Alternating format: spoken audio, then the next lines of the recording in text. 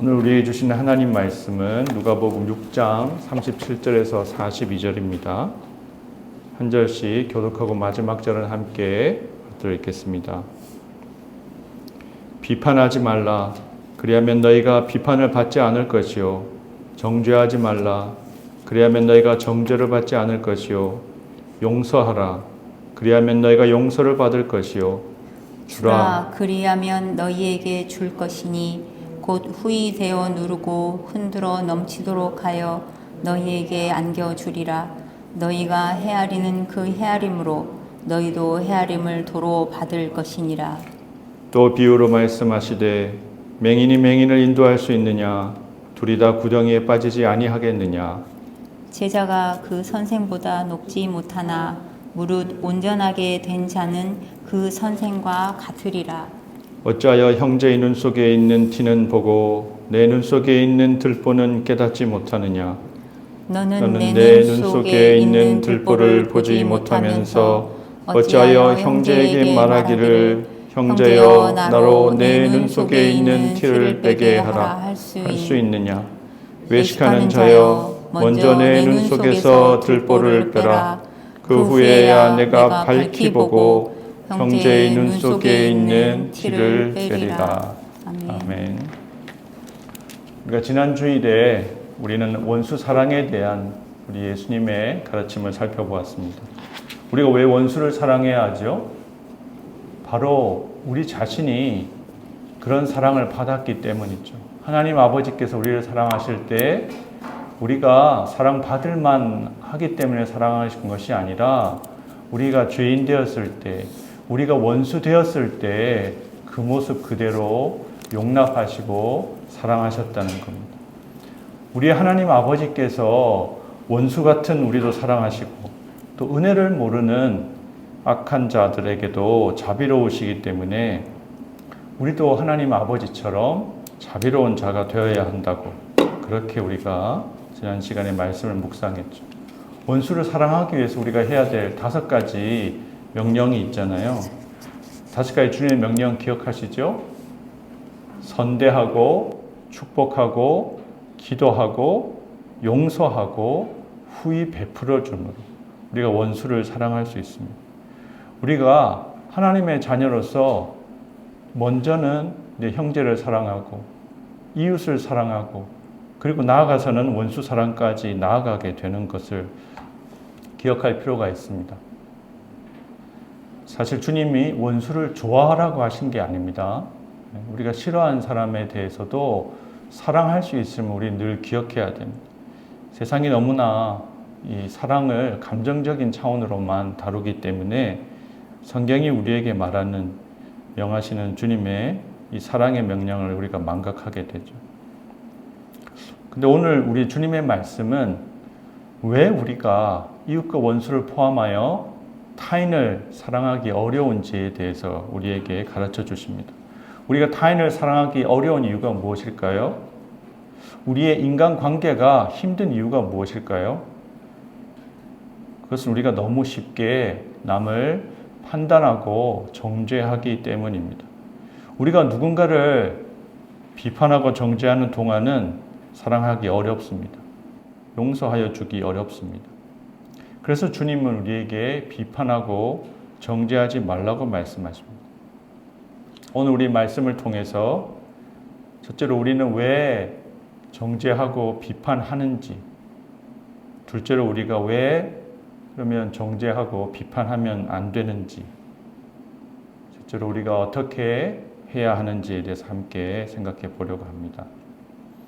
첫 번째로 우리가 판단하고 정죄하는 이유가 있습니다. 그것은 우리가 왜곡된 시선과 마음을 가지고 있기 때문입니다. 우리의 왜곡된 시선과 마음 때문에 우리는 비판하고 정죄합니다. 41절, 42절 우리 성경 한번 같이 읽어보겠습니다. 어찌하여 형제의 눈 속에 있는 티는 보고 내 눈 속에 있는 들보는 깨닫지 못하느냐? 너는 내 눈 속에 있는 들보를 보지 못하면서 어찌하여 형제에게 말하기를 형제여 나로 내 눈 속에 있는 티를 빼게 하라 할 수 있느냐? 외식하는 자여 먼저 내 눈 속에 들보를 빼라. 그 후에야 내가 밝히 보고 형제의 눈 속에 있는 티를 빼리라. 아멘. 예수님께서 형제의 눈 속에 있는 티를 본다는 사람을 어떻게 지금 말씀하고 계시죠? 자신의 눈 속에 들보가 있다고 합니다. 들보가 여러분 뭔지 아십니까? 건물에 보면 기둥이 있고 대들보가 있거든요.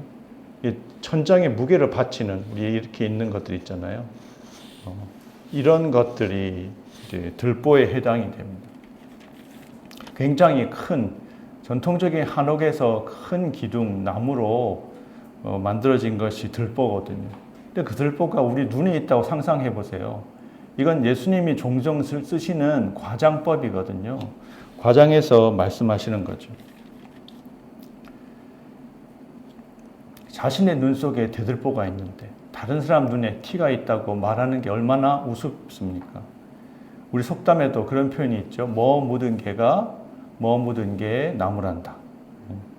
요즘 말로는 내로남불이라고 합니다. 내가 하면 로맨스, 남이 하면 불륜. 자신에 대해서는 너그럽고 타인에 대해서는 엄격하게 판단하는 경향이 우리 가운데 있죠. 예수님께서 내 눈의 들보와 타인의 눈의 티 비유를 통해서 지적하신 것처럼 현대 심리학에서도 왜곡된 인간의 마음을 여러 가지로 설명합니다. 그 중에 두 가지만 찾아왔는데요. 행위적, 관찰자, 편향이라는 게 있습니다. 자신의 행동을 설명할 때는 상황적 요인을 더 많이 고려하고요. 타인의 행동은 그 사람의 성향이나 특성으로 설명하는 경향이죠. 이런 거죠. 예를 들면 약속 시간에 늦었습니다. 그러면 자기 상황을 설명해요. 오늘 차가 막혀서 늦었어요. 이렇게 설명을 하는데 다른 사람이 늦으면 우리는 어떻게 생각하느냐? 저 사람은 약속 시간을 어겼네. 시간 관념이 부족해. 이렇게 판단한다는 거죠. 또 내가 화를 내면 그런 상황에서 어떻게 내가 화를 내지 않을 수 있어요? 이렇게 말하지만 다른 사람이 화를 내면 저 사람은 성격이 참 안 좋아. 이렇게 말한다는 겁니다. 자기 위주 편향이라는 것도 있습니다. 교회 안에서도 문제가 생겨 갈등이 생겼다고 생각해 봅시다. 근데 그때 자신에 대해서는 나는 교회를 위해서 이런 의견을 낸 거다. 이렇게 말하면서 다른 사람에 대해서는 저 사람은 지금 고집을 피우는 거야. 이렇게 판단하죠. 내가 의견을 강하게 주장하면 나는 소신 있는 사람인데 다른 사람이 강하게 주장하면 저 사람은 독선적이라고 판단합니다. 같은 종류의 행동인데도 내가 하면 그럴 만한 행동이지만 다른 사람의 행동은 결함이 있는 것이라고 그렇게 말한다는 겁니다. 사람은 자신을 평가할 때는 상황을 고려하고 의도도 고려하고 사정을 이해해 주지만 타인에 대해서는 그 행동만 보고 의도를 대개는 부정적으로 추측하거나 성격적인 결함으로 판단한다고 합니다. 공감이 되십니까? 네. 이런 편향들이 나타나는 이유가 뭘까요? 제가 생각해보면 두 가지가 있습니다. 최소한. 첫 번째로 사람은 다른 사람의 마음과 형편에 대해서 사실 잘 모릅니다. 우리는 우리 자신의 마음과 형편은 알고 있죠. 그렇기 때문에 우리 스스로를 더 잘 이해할 수 있는 거예요. 그런데 다른 사람에 대해서 우리가 생각보다 잘 모릅니다. 그래서 근거가 부족한 상태에서 그냥 추론하고 단정하는 거죠. 근데 되게 추론과 단정이 보면 그렇게 별로 좋은 것이 없습니다. 예를 들어 보겠습니다. 제가 모범 운전자일까요? 난폭한 운전자일까요? 네. 저는 대체로 운전을 얌전하게 하고 가능한 한 교통 질서를 다 지키려고 노력하는 편이라고 생각합니다. 그래서 제가 운전을 하다 보면 막 과속을 하든지 막 차선을 막 여기저기로 가는 이런 차를 보면 그 차에 대해서 제가 속으로나 겉으로 비판하고 분노하게 됩니다. 그런데 저 자신도 가끔 제 원칙과 달리 잘못을 할 때가 있습니다. 특히 초행길에서 차선을 잘못 들어가지고 좌회전 차선인데 직진으로 빠진다든지 갑자기 끼어들기를 하게 된다든지 이런 경우들이 있더라고요. 그럴 때 제 차를 보면 다른 사람들이 뭐라고 생각할까요? 저보고 운전을 멋대로 하는 그런 고약한 놈이라고 그렇게 아마 비난할 사람들이 있을 것입니다. 그러게 그런 상황이 벌어지고 나면 저도 가슴이 철컥 내려앉죠. 내가 왜 이러지? 이러면서. 그러면서 내가 운전하면서 막 함부로 험하게 운전하는 사람들을 비난했던 제 모습을 돌아보게 됩니다. 그래서 언제부턴가는 과속하는 차가 있으면 저 차는 화장실이 급한가 보다. 이렇게 혼자 좋게 생각하려고 합니다. 사실 충분한 정보 없이 내린 우리의 판단은 사실과 다를 가능성이 많습니다. 그런데도 우리는 종종 소위 관심법이라고 하죠. 사람들의 마음을 꿰뚫어 보는 것처럼 저 사람은 어떤 동기로 저런 행동을 한 거야. 저 사람에게는 어떤 이유가 있을 거야. 그렇게 임의로 판단하죠. 한두 번의 행동만 가지고 우리는 저 사람에 대해 딱 단정을 짓습니다. 저 사람은 저런 사람이야. 다른 사람들이 우리 자신에 대해서 오해하는 경우를 한번 생각해 보십시오. 우리도 다른 사람에 대해서 그렇게 하는 경우들이 있거든요. 그래서 우리 자신이 다른 사람보다 더 나을 것이라고 가정할 이유가 없습니다.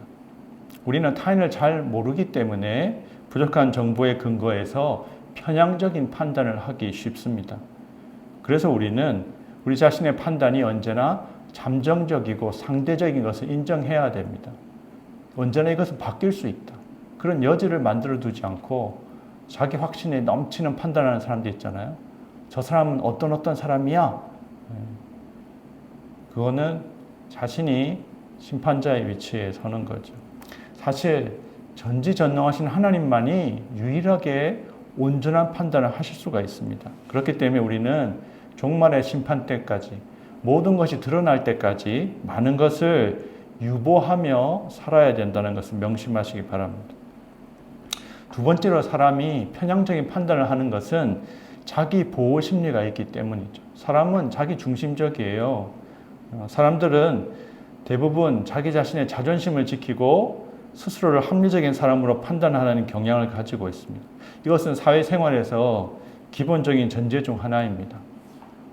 요즘에 형사소송법이 개정되어 가지고 그것 때문에 그 과정에 대해서 여러 가지 이야기들이 많이 나오죠. 형사소송법에 이거는 근대 형사사법 체계의 이제 아마 원칙이기 때문에 그대로 들어있을 텐데요.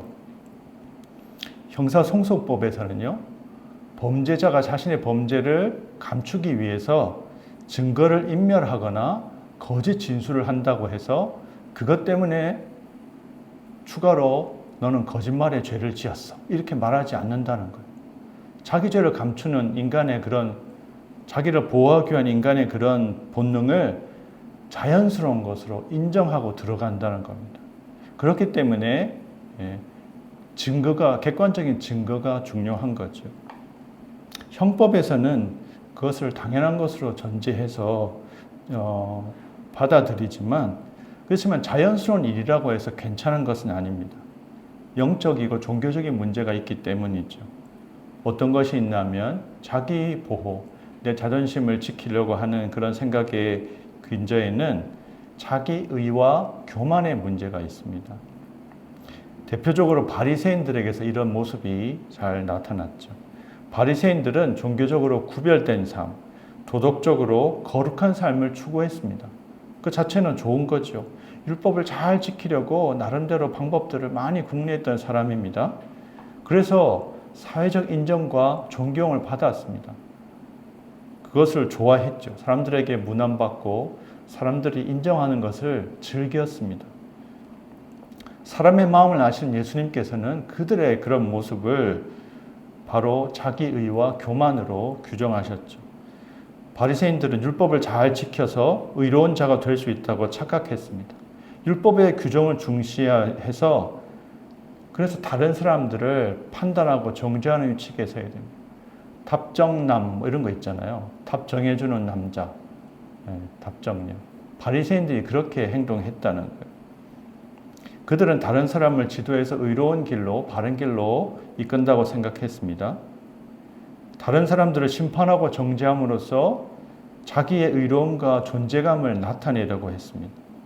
근데 그런 태도는 예수님 보실 때는 바로 교만이었습니다. 위선이었죠. 그래서 예수님은 바리새인들에 대해서 맹인이 맹인을 인도한다고 그렇게 말씀하셨습니다.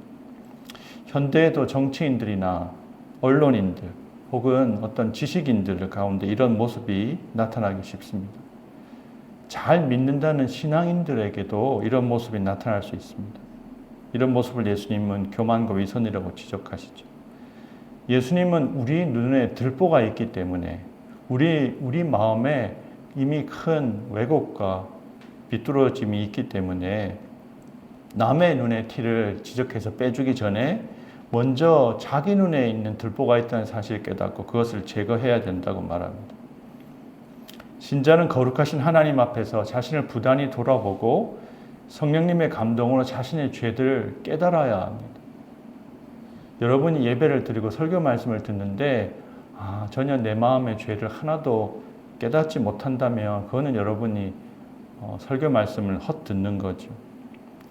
그리고 우리가 깨달은 마음에 나에게 이런 문제가 있었구나. 그러면 주님께 기도해야 됩니다. 성령께서 역사하셔서 내 마음의 삐뚤어짐을, 내 마음의 교만을 고쳐주시기를 구해야 되죠.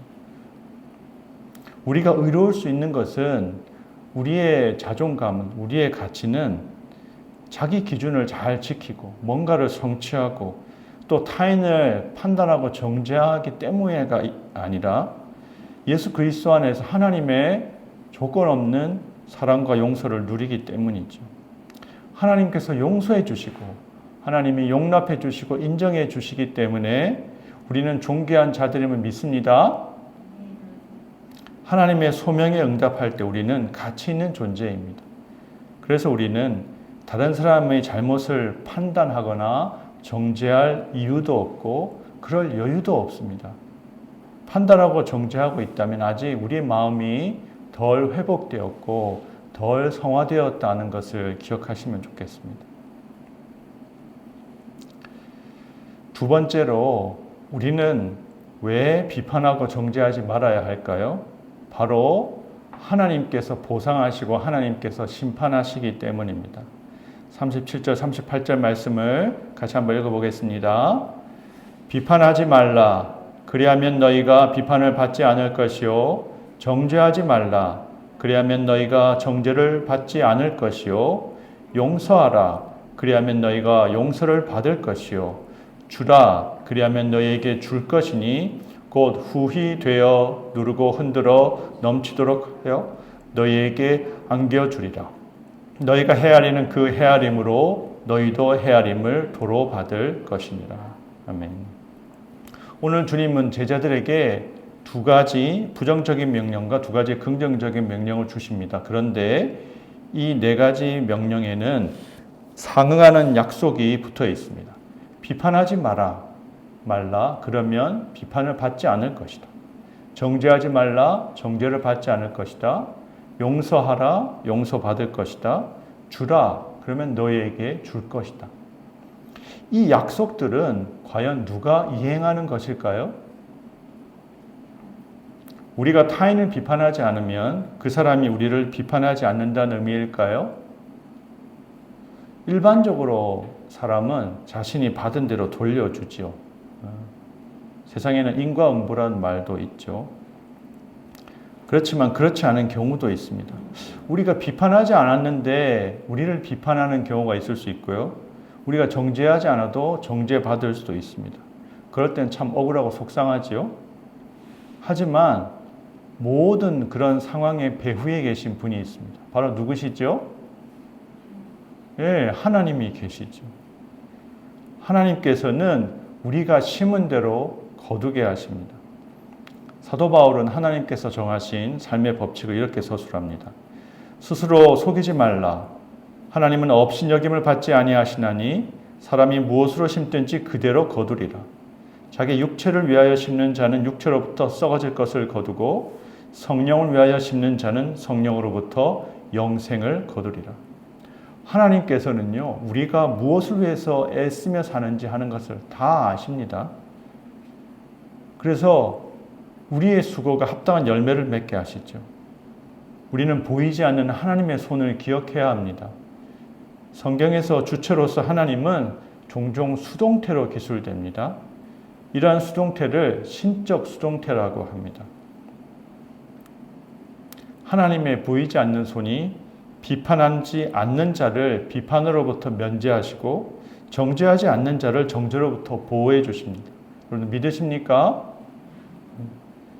또 용서하는 사람을 하나님께서 용서해 주십니다. 베풀며 주는 자에게 하나님께서 갚아주십니다. 궁극적으로 하나님께서는 심은 대로 거두게 하십니다. 하나님께서 보상하고 갚아주시죠. 하나님이 어떻게 보상하신다고 지금 그러죠? 곧 후히 되어 누르고 흔들어 넘치도록 하여 너희에게 안겨주리라. 우리 가운데는 대박에 곡식을 담아서 이렇게 파는 것을 못 본 분도 계실 줄 압니다. 10대, 20대는 아마 보신 적이 없겠죠. 다 포장지에 들어있는 이런 쌀이나 이런 것들만 보니까요. 근데 재래시장에 가면 예전에는 이 돛박에다가 이 곡식을 담아줬거든요. 인심이 후한 상인이 돛박을 여기서 그냥 착 잘라가지고 높이를 맞출 수도 있는데 이렇게 가득히 쌓아가지고 이렇게 곡식을 담아주는 걸 상상해 보십시오. 하나님께서는 우리가 심은 것보다 사실 더 후하게 보상해 주십니다. 사실 세상은요, 하나님의 의대로 가득합니다. 우리가 깨닫지 못해도 우리가 누군가를 용서한 경우보다 우리가 용서받은 일이 훨씬 많습니다. 그러니까 우리가 그렇게 억울해할 필요가 없습니다. 우리가 준 것보다 우리가 훨씬 더 많은 것을 받으며 살아갑니다. 비록 우리 욕심을 다 채우지는 못해도요, 우리가 세상에 기여하는 것보다 우리가 합당히 받을 몫보다 훨씬 더 많은 것을 누리며 살고 있습니다. 여러분들 믿으십니까? 그렇기 때문에요, 원망하고 불평하기보다 감사할 일이 훨씬 더 많습니다. 우리가 깨닫지 못해도 하나님의 넘치는 은혜와 사랑으로 우리는 살아가고 있음을 믿습니다. 그러면 우리는 이제 어떻게 해야 할까요? 몇 년 전에 한 정신과 의사의 베스트셀러의 책 통해서 충조평판 이런 말이 유행했습니다. 들어보셨나요? 충조평판. 힘들고 상처받은 사람을 대할 때 모든 경우에 적용하는 게 아니라요, 우리가 힘든 사람이 자기 사정을 이야기하고 어려운 이야기를 할 때 충고하지도 말고 조언하지도 말고 평가하지도 말고 판단하지도 말라는 거죠. 그래야 이해하고 공감할 수 있기 때문입니다. 정신과적으로는 상대방의 감정 자체를 존중해 주는 것이 중요합니다. 그래야 마음이 치유받을 수 있다고 하거든요. 우리 주님은 오늘 하나님 백성들이 타인을 대하는 태도에 있어서 두 가지 하지 말라는 동사와 두 가지 하라는 동사를 언급하고 계십니다. 먼저 비판하지 마십시오. 타인의 잘못을 찾아서 교정하려고 하지 마십시오. 단점을 지적하는데 보람을 느끼지 마십시오. 그런 분들 있잖아요. 저도 사실 원래 기질은 단점을 찾아서 지적하는 것을 잘하는 기질입니다. 근데 단점을 지적하면 잘못이 고쳐지는가 하면 고쳐지지 않더라고요. 대개는 잘 고쳐지지 않습니다. 오히려 관계만 나빠지더라고요. 우리는 다른 사람의 단점을 발견하면 그것을 지적함으로써 마음에 쾌감 같은 것을 느끼는지도 모릅니다. 왜 그런가요? 우리의 마음이 왜곡되어 있고 또 우리의 판단이 편향되어 있기 때문이죠. 우리가 남의 잘못을 지적하다가 사실은 우리가 더 큰 잘못을 범할 수 있습니다. 그 작은 잘못을 고치는 것보다 관계가 망가지는 건 훨씬 더 큰 대가를 치르는 거거든요. 다른 사람의 잘못이 보이면 어떻게 해야 할까요? 그 사람을 위해서 기도해 주십시오. 그리스도인은 악역을 안 맡아야 됩니다. 정말 사랑하는 마음이 있고 주님이 나에게 저 사람의 이 말을 해야 된다라고 그렇게 인도하시는 경우가 아니라면 대개의 경우에는 그냥 그 사람을 주님께 맡기는 것이 좋습니다. 그러면 주님이 어떤 식으로도 필요하면 그 사람의 잘못을 고칠 수 있는 기회를 만들어 주시거든요. 그런데 대개는 내가 그 역할을 할 필요는 없다는 거예요. 사도 바울이 이렇게 권면했습니다. 먹는 자는 먹지 않는 자를 업신여기지 말고 먹지 않는 자는 먹는 자를 비판하지 말라. 이는 하나님이 그를 받으셨습니다. 남의 하인을 비판하는 너는 누구냐? 그가 서 있는 것이나 넘어지는 것이 자기 주인에게 있음에 그가 세움을 받으리니 이는 그를 세우시는 권능이 주께 있습니다. 여러분들 비판하지 마십시오. 또 정죄하지 마십시오. 정죄는 한결 더 심각한 겁니다. 정죄는요, 마귀의 일입니다. 마귀는 하나님 앞에서 마귀가 하는 일은 그 이름이요, 사탄이라는 그 이름, 히브리어 이름은 대적하는 자라는 뜻이고 디아블로스라는 헬라어 이름도 비난하고 조롱하는 자라는 뜻이거든요. 마귀는 하나님 앞에서 성도들을 밤낮으로 참소합니다. 고발하는 자예요. 고발하는 자. 그래서 정죄는 마귀의 일에 동참하는 겁니다.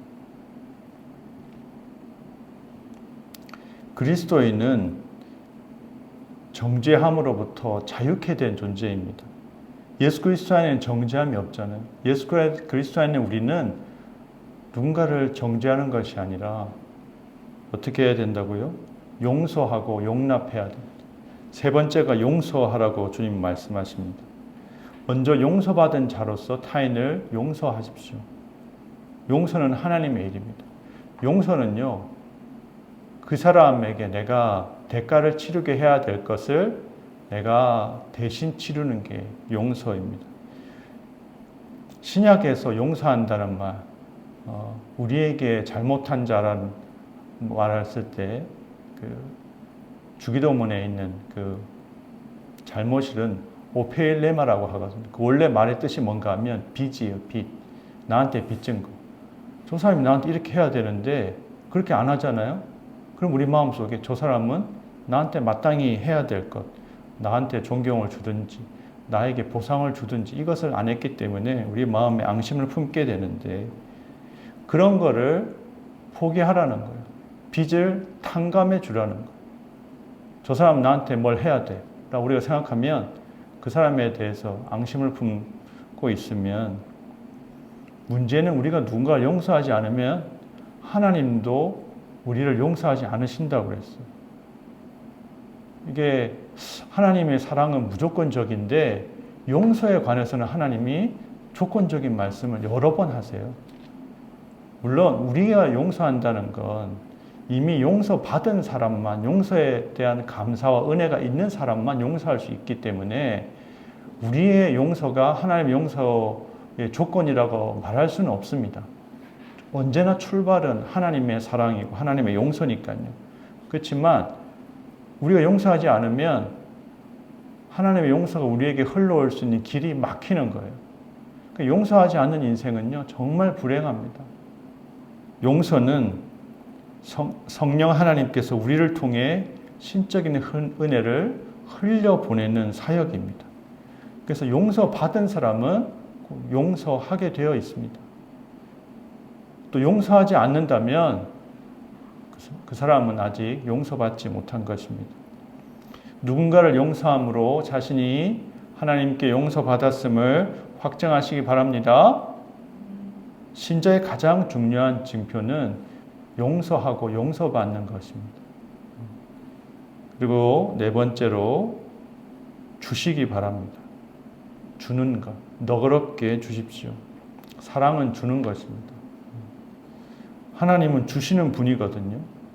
그래서 우리가 누군가에게 아낌없이 줄 때 우리는 하나님 닮은 모습으로 살아가는 거죠. 하나님의 자녀들은 주는 사람들입니다. 그리고 아낌없이 주는 자에게 하나님이 더 줄 수 있도록 채워주십니다. 아낌없이 줌으로 하나님께서 우리를 통하여 세상을 풍성하게 풍요롭게 채우시기를 축복합니다. 말씀을 맺겠습니다. 우리 자신이 왜곡된 시선과 마음을 가지고 있음을 기억하시기 바랍니다. 우리는 유한한 존재고 우리가 알지 못하는 경우가 많습니다. 우리는 죄인이기 때문에 우리의 비판은 치우치고 우리의 정죄는 마귀적인 것임을 기억하시기 바랍니다. 또 하나님께서 보상하시고 심판하심을 기억하심으로 비판하지도 마시고 정죄하지도 마시기 바랍니다. 오히려 우리가 용서하고 또 준다면 그때 우리는 세상을 치유하시고 풍요롭게 하시는 하나님의 일에 동참하시는 것입니다. 하나님의 일에 동참하시는 모든 성도들 되시기를 끝까지 용서하시고 모든 것을 우리에게 주신 우리 주 예수 그리스도의 이름으로 축복합니다. 이 시간 함께 기도하겠습니다.